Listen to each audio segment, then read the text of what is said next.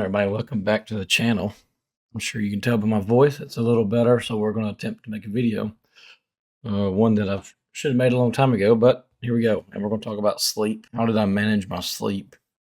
When I was on extra board, going back and forth between either working a local or going back and forth between Chattanooga and Memphis, Meridian, Chattanooga. So the first thing I would do is, if I was a new conductor, whenever you take your first couple of road trips out, ask your conductors that you're with and ask them to say, do you guys have a quick turnaround? Because that right there will tell you, like for me, when I was in Sheffield, going to Memphis, and then the wait time in Memphis was probably between 10 to 16 hours, and you were typically coming back home.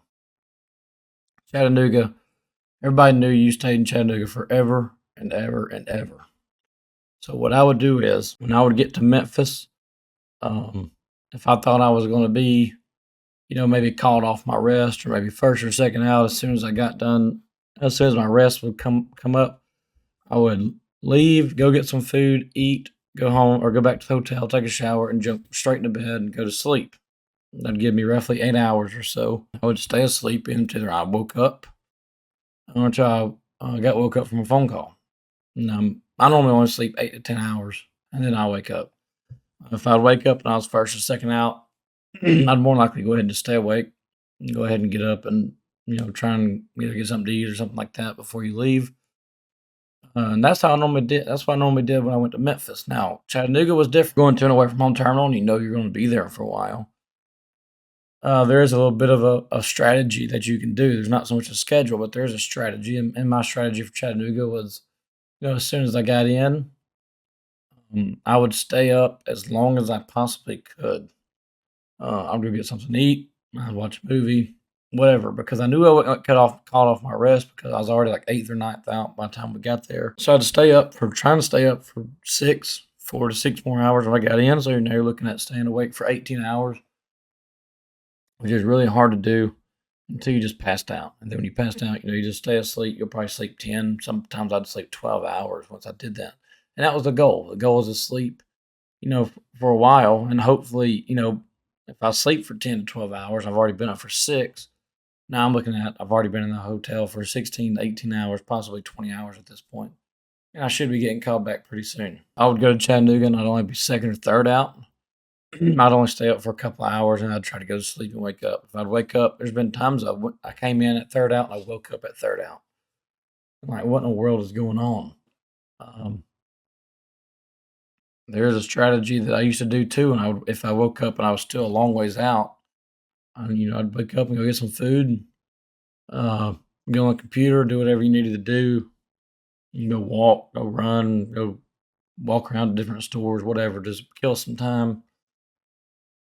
And then, after 3 or 4 hours, if I finally moved, or 5 hours, finally moved down a little bit, I would try and take a nap before I got called. So I'd try to lay down. If I was second out, go ahead and lay down for as long as I possibly can, and then wait for that phone call. Now, there's been times you lay down again, take a nap, and you wake back up and you're still second out or you're first out waiting for a call.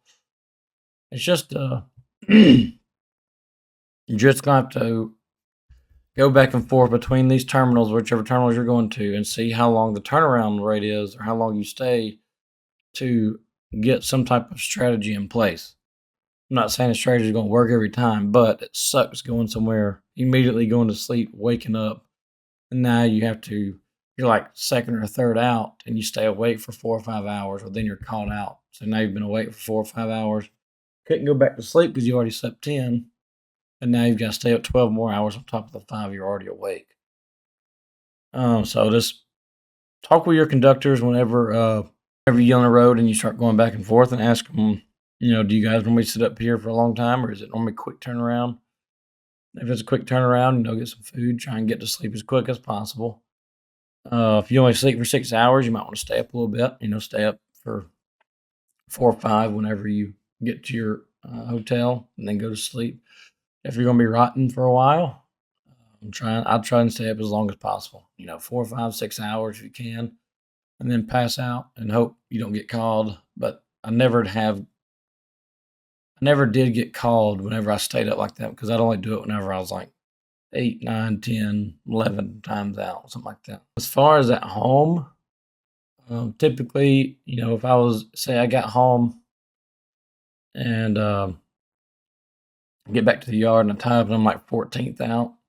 Most of the time, you get home at 2 o'clock in the morning, 3 o'clock in the morning, you're exhausted. I would go ahead and go home, eat, take a shower, go to sleep. Sleep for 6, 7, 8 hours, whatever time you get up. Check to see what place you're in.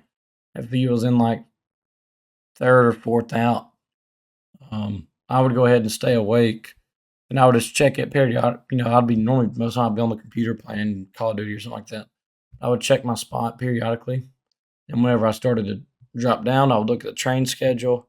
And once I was second out or so, I'd be like, all right, I need to go ahead and take a nap. Now there has been times where I've messed that up, where I'd lay down, I was second out, and they'd call me within 30 minutes saying, hey, we need you on the train. So I would say whenever you hit that third and fourth out spot, you might want to go ahead and lay down, try and take your little nap before you get called in.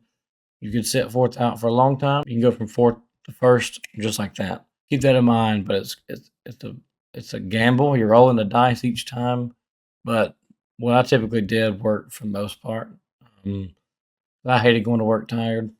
And after 12 hours of being on the rails, you're exhausted. So hopefully this video has helped you out. If it has and you have found value in this video, be sure to hit the like button and subscribe to the channel. We're growing rapidly, and we're looking forward to 10,000 subscribers. And yeah, I'll have another video out tomorrow. Y'all take it easy. Thank y'all for being here, and I will see you tomorrow.